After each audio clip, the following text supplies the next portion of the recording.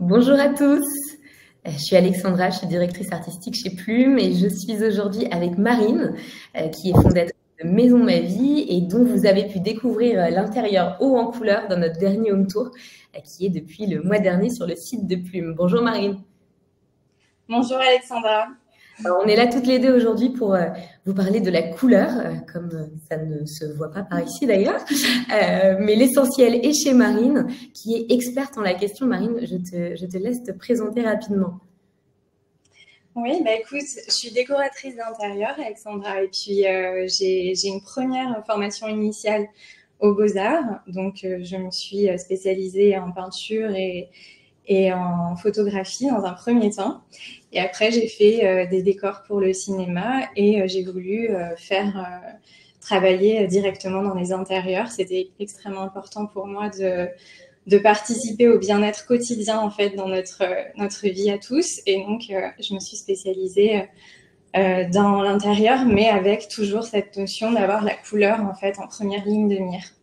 Alors, c'est un sujet qu'on va creuser aujourd'hui avec le thème de cette masterclass qui est comment apprivoiser la couleur dans une démarche de décoration d'intérieur. Pour vous préciser un petit peu avant qu'on attaque et qu'on rentre dans le vif du sujet, on va en discuter avec Marine pendant une quinzaine de minutes où elle va vraiment nous donner du coup toutes ces bonnes idées et toutes ces astuces qu'elle a appris pendant cette formation. Et c'est dense, préparez-vous. Et ce qu'on vous propose de faire, c'est de nous envoyer des questions via le chat que vous voyez en bas de votre écran. Et nous, notre équipe chez Plume se charge de collecter vos questions, de me les transmettre et je les poserai à Marine d'ici un petit quart d'heure, une petite vingtaine de minutes. Et on espère que vous aurez toutes les réponses aux questions que vous vous posez sur la couleur. Du coup, pour commencer dans le vif du sujet, on ne sait finalement pas grand-chose de la couleur quand on ne l'a pas étudiée, hormis les 3 couleurs primaires et quelques couleurs complémentaires, ça s'arrête à peu près là. Toi, Marine, comment est-ce que tu l'abordes ? Déjà, je pense qu'il faut vraiment comprendre que la couleur est omniprésente. En fait, elle fait partie de notre vie absolument dans tous les instants. Elle est lumière, elle est matière, elle est langage, elle est histoire, qu'elle soit collective, personnelle, culturelle. Mais si on commence vraiment à vouloir la développer, je dirais que la première chose intéressante, c'est d'aller sur le point de vue de la matière et de effectivement se réintéresser à ces 3 couleurs primaires qu'on a tous connues pendant notre scolarité et de comprendre que vraiment elles sont essentielles parce que c'est la source même de toutes les autres couleurs. Donc on ne peut pas fabriquer de bleu, c'est une essence en soi.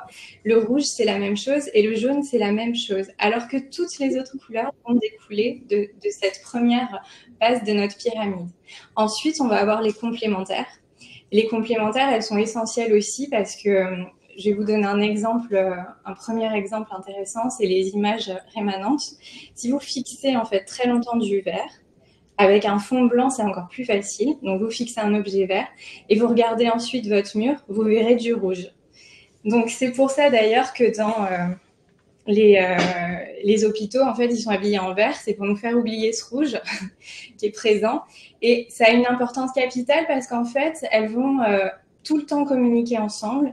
Et même quand vous allez dérouler les demi-teintes, vous allez devoir tout le temps vous re-questionner sur qu'est-ce que j'ai fait des complémentaires et qui elles sont. Je reviens toujours à elles.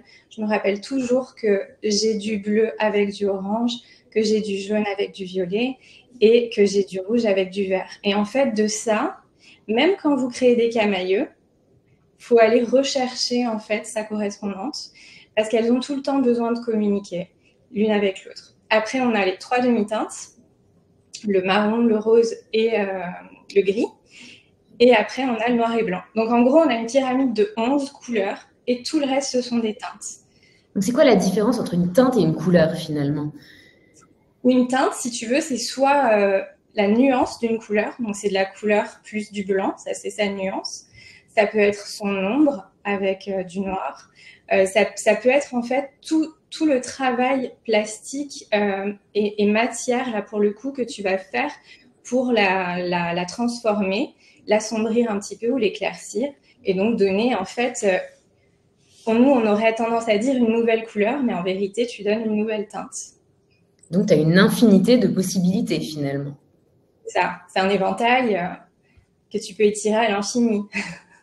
Et alors ça, très concrètement, du coup, quand tu travailles avec tes clients, comment tu fais pour leur présenter toutes ces teintes? Est-ce que tu travailles avec un nuancier? Est-ce que tu as une sorte de trousseau couleur? Comment tu fais pour exposer toutes ces teintes qui arrivent finalement par milliers? Tu viens avec ton NCS, comment concrètement tu fais? Bon, j'ai j'ai un outil favori, c'est la mallette architecte de ressources, peinture, qui vont d'ailleurs redévelopper, ça va sortir en automne sous forme de classeur architecte. Il y a quelques années, ça s'appelait la mallette architecte. Et en fait, c'est sous forme de boîte comme ça, avec plein de petits cartels de couleurs peintes à la main. Ça, pour moi, c'est formidable parce que c'est une taille que je trouve suffisamment intéressante à mettre sur un mur pour me donner une idée et donner aussi une idée aux clients. Maintenant, il y a toutes les marques de peinture qui sont aussi intéressantes à aller découvrir parce que parfois, on a des clients qui vont nous demander une marque spécifique. D'ailleurs, chez Farrow & Ball, ils ont des formats A4, donc si on a besoin, ça va être encore plus intéressant. Mais moi, j'aime énormément cette mallette parce qu'il y a une gamme de couleurs et de teintes, en fait, infinie, et très subtile dans les demi-teintes et dans les pastels. Et c'est ce qui me plaît aussi beaucoup. Donc, je vais utiliser ça. Après, je vais me permettre aussi de demander aux peintres, bien évidemment, de me faire des essais sur les murs. Idéalement, un petit conseil pratique, c'est d'aller le faire dans un angle. Et comme ça, sur 2 faces de mur, on peut comparer la réaction de la couleur à la lumière. En général, on n'aura pas du tout la même chose. On aura quelque chose de foncé d'un côté et de plus clair de l'autre. C'est ce qui est intéressant même dans le monochromatique, en fait. Et parfois, ça fait peur aux clients, mais il ne faut pas hésiter à proposer même une pièce totale en couleur parce qu'on n'aura jamais, de toute façon, la même teinte sur tous les murs. Donc ça, c'est un autre, conseil que je donne à mes clients. Et alors, en parlant des clients, justement, je suppose que tu ne conseilles pas la même chose ni les mêmes associations de couleurs à tous tes clients. C'est très personnel, finalement, le rapport à la couleur. Ouais, extrêmement. Mais je pense que c'est peut-être le premier point à aborder, c'est d'aller comprendre et connaître ses clients. Ils peuvent vous dire qu'ils adorent le style Memphis ou l'architecture moderne sur une base justement de couleurs primaires. Mais en fait, ça va plus loin que ça. Il faut vraiment sentir quelles sont les couleurs qui leur font du bien, quelles sont les couleurs dont ils vont avoir besoin pour se concentrer. Alors, on a des ressources formidables avec des livres sur la symbolique, la psychologie de la couleur qui déjà nous donnent une base essentielle même de travail. Mais ça ne veut pas dire que pour eux, le bleu sera forcément la couleur la plus adaptée à la réflexion et à la productivité. Il faut vraiment aller quand même à chaque fois se demander, comme quelque chose qu'on construit comme un orfèvre, en fait, est-ce que c'est vraiment ce dont a besoin mon client et en corrélation avec ce qu'on a envie aussi de proposer comme univers. Et comment tu fais justement pour cerner ce client plus précisément? Je vais avoir un échange, je prends vraiment le temps d'installer un échange où il va m'envoyer, où elle va m'envoyer des planches d'inspiration de ce qu'elle aime vraiment, qu'elle prenne aussi, la personne en fait a besoin de prendre le temps d'aller vraiment trouver l'univers qu'elle veut. Et tu sais, ça c'est toujours aussi en corrélation avec le lieu, parce qu'aucun lieu n'a la même histoire et ne te donne la même ligne en fait. Et c'est vrai que ça, c'est hyper important. Donc, je vais déjà leur demander de bien s'immerger dans l'espace et de ressentir en fait ce qui leur parle. Et moi aussi, j'en ai absolument besoin. D'ailleurs, c'est très bien d'aller chez les clients ou sur un chantier, même en construction, le matin et si possible d'y retourner une autre fois, fin de journée, pour avoir déjà au niveau de la lumière toutes les informations disponibles. Ça ne veut pas dire... c'est pas parce qu'un ensoleillement est sud qu'il va se passer forcément tout le temps la même chose. Donc, il y a aussi ça qui va jouer énormément, c'est d'aller comprendre son terrain, d'aller comprendre l'histoire architecturale d'un lieu.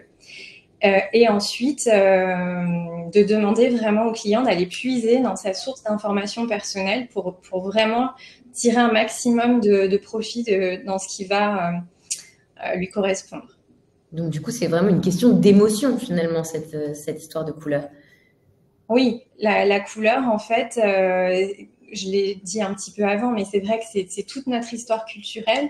Elle n'a pas du tout la même symbolique d'un pays à un autre. Donc, on a déjà tout ça qui fait partie, en fait, de notre inconscient. Mais en plus de ça, on a véritablement une énergie qui est révélée et qu'on reçoit grâce à la charge pigmentaire, en fait, d'une couleur. Il y a beaucoup d'études qui ont été faites et qui disent que quand on est immergé dans un environnement totalement blanc, en fait, ça favorise la dépression, mais ça, c'est parce qu'on ne reçoit pas d'énergie, justement, en fait. Tu vois, il y a une espèce d'absence. Et la couleur, en fait, est tout le temps source d'énergie. Et effectivement, elle joue énormément sur nos émotions. Et c'est important, même c'est peut-être primordial, en fait, de savoir quelle émotion on veut tirer dans notre intérieur, de quoi on a besoin. Est-ce qu'on a besoin d'avoir un espace très convivial, dynamique, par exemple, pour déjeuner, ou est-ce qu'au contraire, on veut que ce soit extrêmement posé, extrêmement rassurant, comme la chaleur du rose peut nous l'apporter. Tu vois, ça, c'est vraiment des questions de base à mettre en place, ouais. Et est-ce que du coup, il y a des couleurs que tu t'interdis ou que tu réserves à certaines pièces? Écoute, je dirais que j'ai pas de code, code couleur.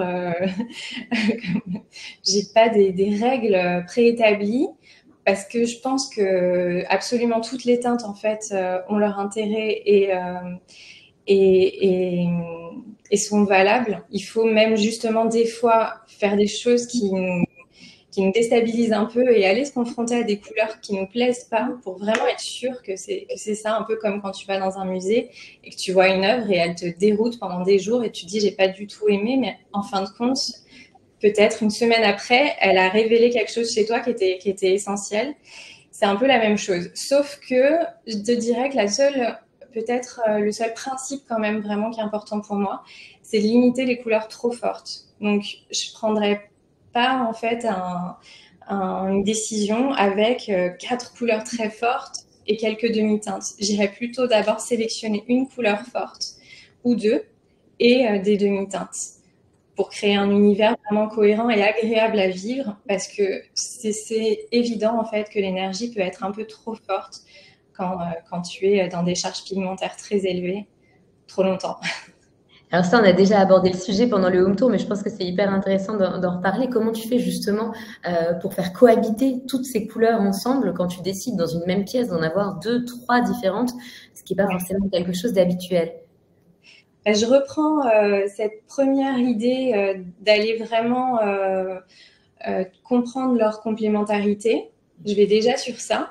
Ce que je trouve intéressant, c'est encore une fois d'aller toujours un petit peu se questionner sur est-ce que j'ai besoin d'être parfaitement dans le code et travailler du orange avec du bleu, ou est-ce que j'ai envie justement de tourner un peu ça et d'amener du vert à la place du bleu. Tu vois, tu peux faire ça, mais il va vraiment falloir qu'il y ait une balance intéressante entre quelque chose de vif et quelque chose de doux. Et je crois que de toute façon, tout l'intérieur, pour qu'il soit intéressant, c'est toujours un équilibre entre quelque chose de fin, quelque chose de très épais, quelque chose de proche, quelque chose d'éloigné. Et quand on choisit des couleurs, ça, c'est aussi une notion essentielle. Est-ce qu'on veut que la vibration soit très forte et que la couleur nous paraisse très proche, ou est-ce qu'on veut créer de la profondeur avec une couleur sombre comme un bleu foncé, parce qu'on a vraiment besoin d'avoir un espace qui nous invite à une profonde détente ou, tu vois, une profonde inspiration, qu'on ait vraiment quelque chose de différent. Ça va nous énergiser ou au contraire nous apaiser. Et alors ça te permet aussi de jouer du coup avec les volumes des pièces, la taille des pièces. Et on a une première question qui va dans ce sens-là, c'est quelle couleur privilégier finalement dans une pièce sombre et étriquée pour lui donner de l'ampleur? Écoute, j'ai une réponse peut-être un peu à contre-courant. Moi, je te dirais qu'il ne faut pas s'interdire une couleur. On pourrait même créer un environnement assez sombre, Bourgogne totale, tu vois, du plafond au sol. Par contre, ce qui va être très intéressant, c'est de varier sur les échelles. Donc, pourquoi pas avoir un lampadaire au sol, en fait, qui amène un côté un peu majestueux avec de l'aluminium, avec un nickel qui est réfléchissant.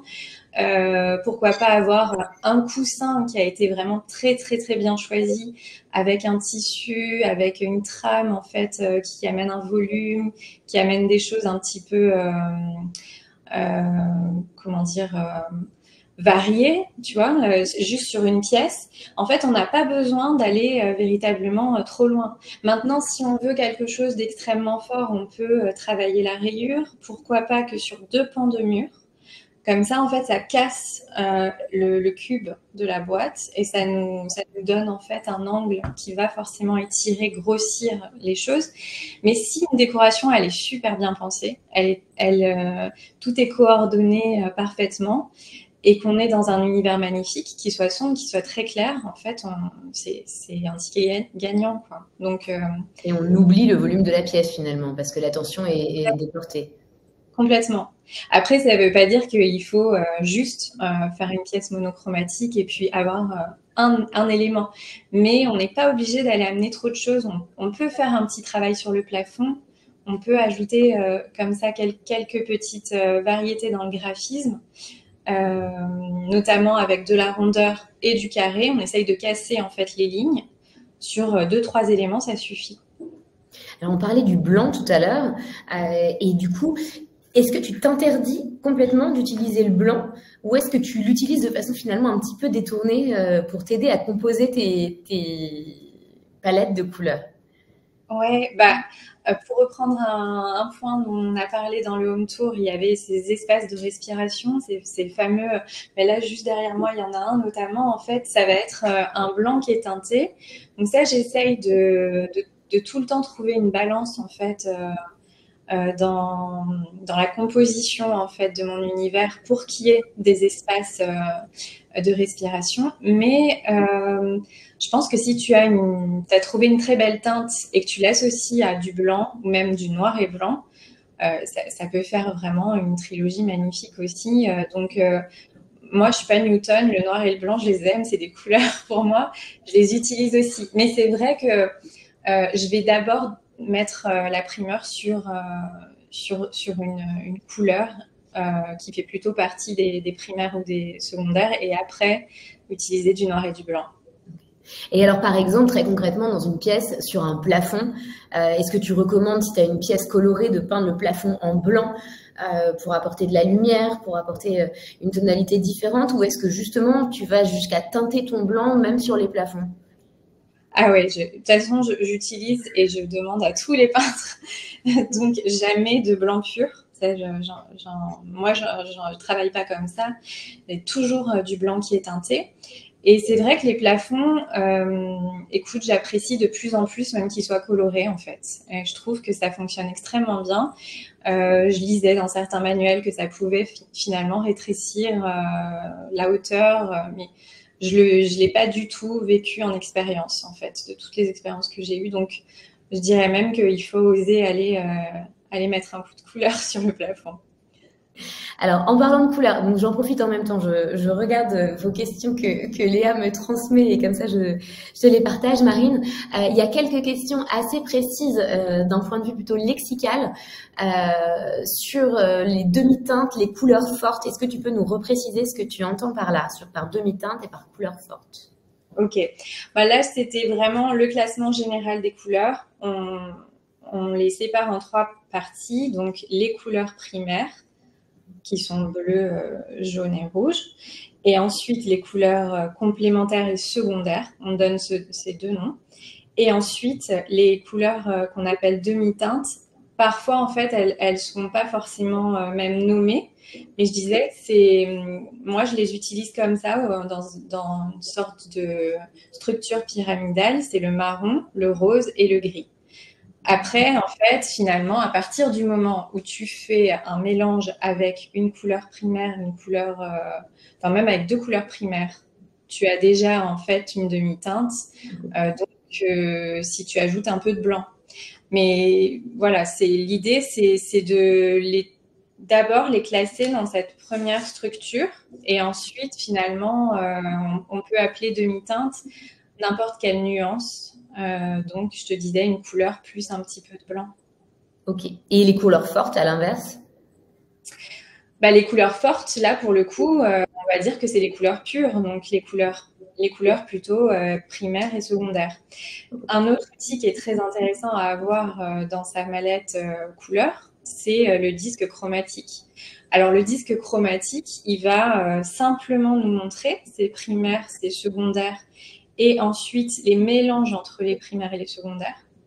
Okay. Mais c'est quand même un super outil à avoir, en fait, pour tout le temps un peu se refamiliariser si on n'a pas encore l'habitude. Tu sais, en fait, il faut aller pratiquer, il faut aller créer, il faut aller faire des mélanges aussi. Ça, c'est essentiel. On peut pas travailler la couleur sans aller vraiment se pencher sur le côté plastique en fait de la peinture. Donc il faut un petit peu soi-même faire des essais à la gouache, à l'aquarelle, à l'acrylique, ce qu'on veut, mais il faut vraiment aller le faire parce que ça va être extrêmement formateur. Moi, je dirais, si tu veux, le fait d'être peintre depuis plus de 15 ans, en fait, c'est devenu inné maintenant. Je sais que si je mélange cette couleur avec celle-là, je sais absolument ce que je vais obtenir ou je sais absolument de quelle couleur je vais avoir besoin s'il me manque un tout petit peu de jaune dans une composition. Et ça, en fait, c'est que la pratique poussée et longue, en fait, qui va nous l'apporter. Ouais. Donc, vous n'avez pas besoin de repeindre votre appartement ou votre maison ce week-end, mais à minima de sortir les pinceaux, une toile et de faire vos expérimentations. Ça sera que positif dans votre approche de la couleur, c'est ça?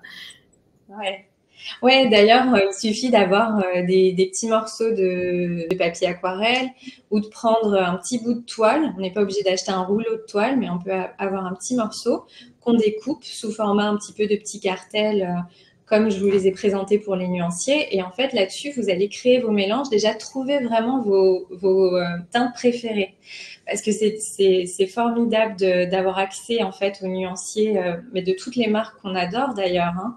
Que ce soit pour les boiseries, que ce soit pour les métaux, tout ça aussi, il faut le constituer dans sa mallette. Il faut vraiment avoir le plus de nuanciers et d'échantillons possible.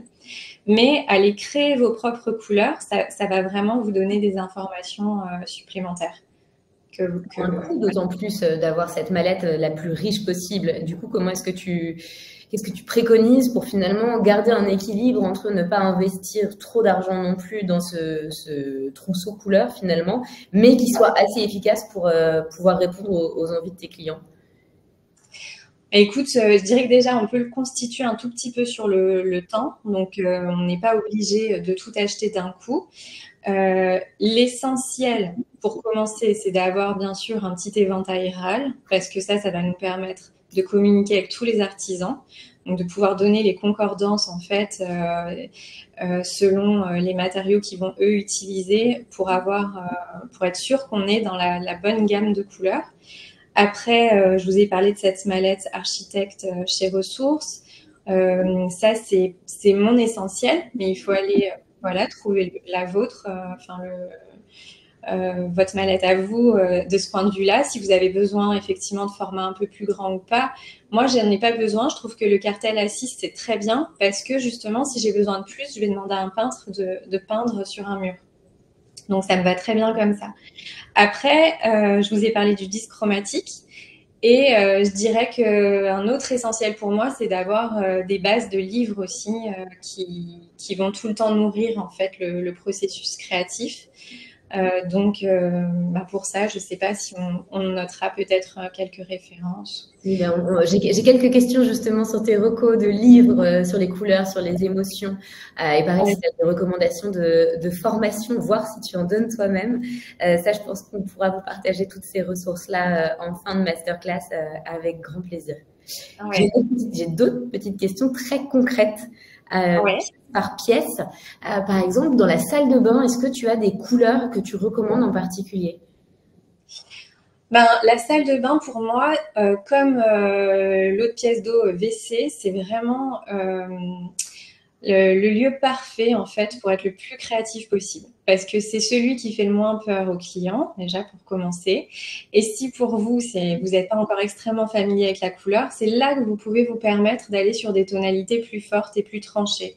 Donc, pour le coup, il peut y avoir du orange comme du bleu. Moi, je ne vais pas avoir, encore une fois, un code limité à dire une salle de bain, le jaune, c'est exit. Au contraire, j'essayerai de vraiment aller trouver l'histoire, en fait, qui va être, qui a besoin d'être racontée dans ce lieu.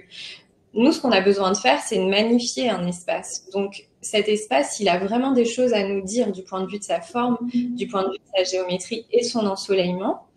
Et ça va être très intéressant quand vous allez amener vos nuanciers de couleurs, vous allez pouvoir voir si justement ce vert éclatant que vous aviez envie de mettre en salle de bain, est-ce qu'il va fonctionner? Donc de bien le poser sur tous les murs, d'y aller à plusieurs moments de la journée si c'est possible, comme je vous le disais aussi, et de prendre le temps de soigner votre sélection de couleurs. Pas partir sur le premier vert que vous avez repéré. Ok, l'intuition, c'est primordial pour moi, mais franchement, il faut vraiment, pour le coup, être minutieux et s'accorder du détail dans la couleur. C'est une démarche qui prend plus de temps que la décoration où on ne veut pas forcément déployer une grande palette. C'est sûr que ça nous demande d'être beaucoup plus attentionné, on va dire. Mais ça vaut le coup. Ça, vraiment, tout le monde en tire un bénéfice ensuite à être dans cet espace, en fait. Alors, dans une pièce qui a une vraie vocation comme la salle de bain, ça peut sembler plus facile. En revanche, si tu as par exemple un couloir long, étriqué, sans lumière naturelle, qui n'a pas vraiment d'autre vocation que celui d'être un lieu de passage, comment est-ce que tu le traiterais? Comment est-ce qu'il t'insérerait justement de la couleur pour le dynamiser? Là, on peut retourner sur l'idée du motif, pourquoi pas. Donc, j'avais parlé des rayures, mais ça pourrait être autre chose, en fait, qui va vraiment venir délimiter, en fait, l'espace et le faire vibrer d'une façon plus vivante. Donc, on va sortir un peu de cet enfermement. Il y a une autre chose que j'aime beaucoup, c'est de peindre les plafonds avec une peinture gloss. On n'a pas parlé de ça, la finition. La finition, je veux vous en parler parce que c'est primordial en peinture couleur. Il faut vraiment toujours vous demander, en fait, si vous regardez un nuancier mat ou si vous regardez un nuancier qui a vraiment toutes les définitions de finition possibles que vous pouvez observer. Si c'est pas le cas et que vous avez quelque chose de mat qui se présente à vous et que vous voulez par exemple faire ce fameux plafond dont je vous parle en gloss, il faudra un peu mouiller l'échantillon pour avoir la teinte foncée définitive que vous aurez. Ou alors après, c'est encore une fois de faire les essais avec son peintre et de sécher cette teinte, bien sûr. Si lui, il n'a pas son séchoir thermique, on peut le faire avec un séchoir personnel qu'on a, pas trop près pour pas que ça cloque, toujours un test de peinture. Mais ça, c'est essentiel parce que vous n'aurez pas la même teinte, justement. Même en partant de la même base, ça va être la même référence couleur, mais attention, on peut avoir 4-5 teintes différentes en passant d'un mat à un satiné à un gloss. C'est d'ailleurs ce que tu as fait chez toi dans ton salon avec ce vert qui finalement se retrouve décliné sur toute une palette selon que tu utilises de la chaux, de la peinture satin ou... Oui, tout à fait. Et la chaux, ça peut être pas mal aussi, encore une fois, pour un espace étriqué, parce que c'est vrai qu'il va y avoir des variations en fait d'effets, de formes, de nuances. Donc en fait, ça peut aussi être une bonne chose. Alors, on parlait tout à l'heure des clients qu'il faut accompagner vraiment de façon personnelle pour comprendre leur envie, mais il y a aussi beaucoup de clients qui finalement choisissent le blanc pour ne pas se lasser, c'est souvent ce qu'on entend. Comment est-ce que tu fais pour aider tes clients à sauter le pas de la couleur? Véritablement créer Maison Ma Vie et notre maison en tant que Maison Ma Vie, ça a été cette première pierre angulaire pour leur montrer qu'on peut vivre dans un espace coloré, en fait, sans que ce soit quelque chose d'agressif, sans que ce soit quelque chose de rébarbatif qu'on va pas supporter et effectivement qui va nous faire sentir qu'on est au carnaval de Rio tous les jours. Donc, en fait, moi, je voulais vraiment leur montrer que au contraire, si on travaille son décor et si on travaille ses couleurs, on peut se sentir même encore mieux en fait que dans des espaces trop aseptisés.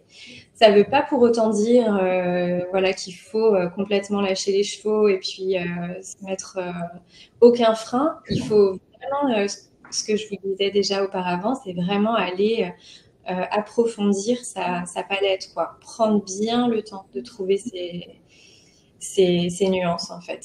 Et à partir de là, je pense que quand déjà ils voient en fait l'espace dans lequel on vit, nous, ils arrivent véritablement à se dire, ok, en fait, c'est possible de vivre bien dans la couleur.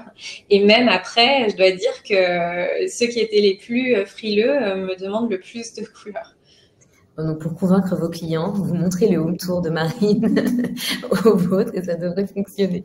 Alors, on parle beaucoup de couleurs, mais mes 2 prochaines questions sont très noir et blanc. La première, c'est sur la tendance du noir dans les pièces de vie. Qu'est-ce que tu en penses? Moi, je l'aime beaucoup aujourd'hui, mais surtout en mobilier et en accessoires. Je dirais que j'irais pas, tu vois, faire des pans de murs noirs. C'est vrai que ce serait pas la première chose qui va me venir.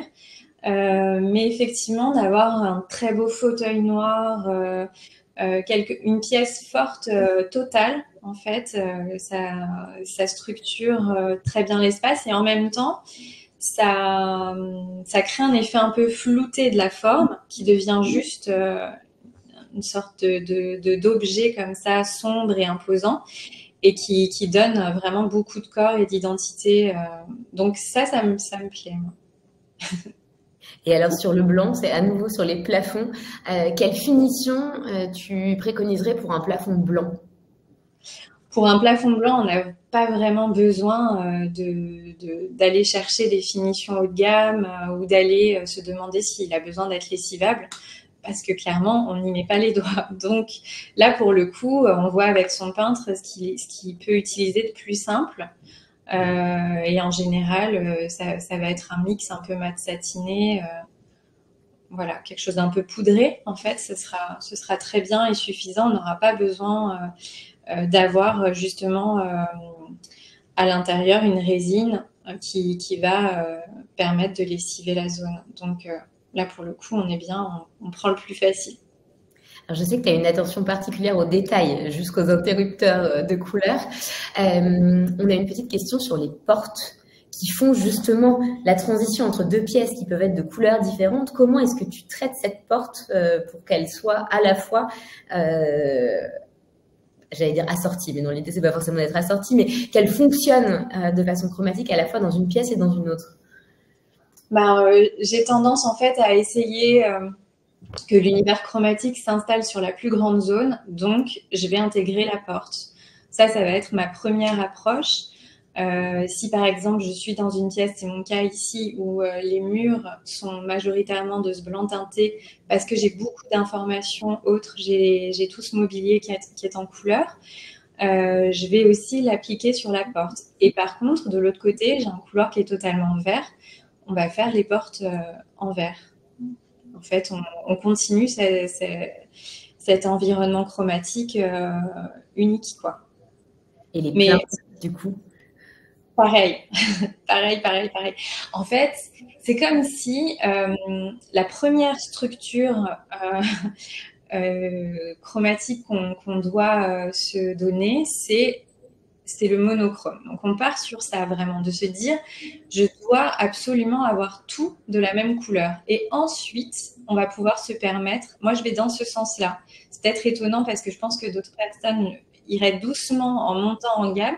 Moi, je commence par du total et ensuite je réduis selon les besoins de l'espace. Et je pense à ton bureau notamment dans lequel tu te trouves, qui a plusieurs couleurs. Est-ce qu'il y a des couleurs qui sont plus faciles à faire cohabiter que d'autres? Encore une fois, ça va se jouer sur plutôt la nuance. Donc, tu pourras effectivement avoir un vert assez fort. De l'autre côté, j'ai un lilas et même des tranches, en fait, melon orange sur les étagères. Ça, il suffit en fait d'aller trouver la bonne teinte pour que la vibration soit pas trop forte dans chacune. Il va falloir justement vraiment balancer ça, équilibrer ça. Donc moi, j'ai donné la primeur à ce vert. C'est lui qui est le plus chargé. J'ai voulu ensuite que les étagères aient une petite note un peu citronnée. Et là, pour le coup, j'utilise du jaune, mais de façon très douce. C'est plus facile avec des pastels, du coup, qu'avec des couleurs plus fortes. Voilà. Donc, ça, c'est ce que je te disais un peu au début, c'est-à-dire que tu peux avoir une couleur forte, deux couleurs fortes, et pourquoi pas trois dans un même espace s'il est grand. Et ensuite, tu peux avoir une multitude, en fait, de teintes plus douces et pastel, ouais. Alors, une autre petite question, comment insérer la couleur dans un thème japandi? C'est précis. Écoute, je dirais qu'il faut, encore une fois, y aller vraiment petit à petit avec sa première couleur très forte. Donc, il va pouvoir effectivement, pourquoi pas, être une note noire ou rouge, mais ensuite être parcimonieux en fait dans les autres ajouts de couleurs pour rester dans un environnement qui reste agréable à vivre. Alors, j'ai l'impression que tu as intrigué pas mal de participants avec les portes. On a des questions très précises sur quelle finition pour les portes et plinthes. Et est-ce qu'il faut faire le battant et le cadre de la même couleur ou est-ce que justement tu joues avec les différentes nuances? Alors, moi, j'utilise la même teinte sur tout le cadre. Sur les gonds aussi. En fait, il y a une règle chez les peintres. On va utiliser la couleur interne de la porte. Mais ça, un bon peintre, il doit le savoir. Moi, c'est vrai que j'ai la chance d'avoir mon compagnon qui est artisan peintre, donc j'ai sous la main toutes les informations. Mais en fait, dans la face interne de la porte, donc celle où vraiment la porte s'ouvre, les gonds restent de la même couleur que la face et que le cadre. C'est comme ça qu'on fait. Et de l'autre côté, on amène une autre couleur qui va aussi pouvoir s'étirer sur le cadre. Mais par contre, les gonds, c'est qu'une seule fois. C'est qu'une seule couleur de l'autre côté. Et tu as une finition de prédilection? Pardon.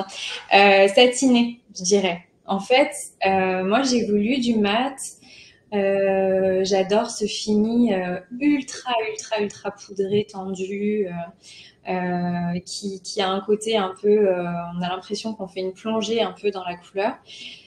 Et donc, elle est moins réfléchie que lorsqu'on ajoute un peu de brillance. Mais c'est vrai que c'est pas pratique au quotidien, il faut le dire. Ça n'a pas la même utilisation en fait. Donc, si on veut avoir l'opportunité d'effacer des traces de doigts avec un coup d'éponge, il faut du satiné. Et j'ai une dernière question pour toi parce que malheureusement, nous allons devoir vous quitter d'ici peu. Est-ce que tu envisages, ou est-ce que tu le fais déjà, de donner des formations, que ce soit à des étudiants, à des B2B, sur ton approche de la couleur justement? Je pense vraiment à le développer et à faire des petits formats, pourquoi pas vidéo par exemple. Jusque-là, ce que je fais, c'est plutôt des sessions en visio individuelles, mais j'aimerais créer des petits contenus, donc c'est en cours et n'hésitez pas à me contacter directement si vous voulez via Maison Ma Vie pour en parler. Je vous invite vivement, en tout cas, à suivre le compte de Marine sur Instagram, qui est une petite bouffée de couleurs et d'inspiration. Marine, merci beaucoup d'avoir été avec nous aujourd'hui. C'était un plaisir d'échanger avec toi. Et je vous remercie tous d'avoir participé. Si vous voulez nous donner votre avis sur cette première masterclass de la saison, ça serait avec grand plaisir. N'hésitez pas à nous envoyer votre feedback par le chat. Cette masterclass a été enregistrée, donc vous pourrez la retrouver sur le site de Plume dans les jours qui viennent et vous devriez recevoir un petit récap par mail. Voilà, merci encore à tous et à bientôt. Merci Marine. Avec plaisir. Merci à tous.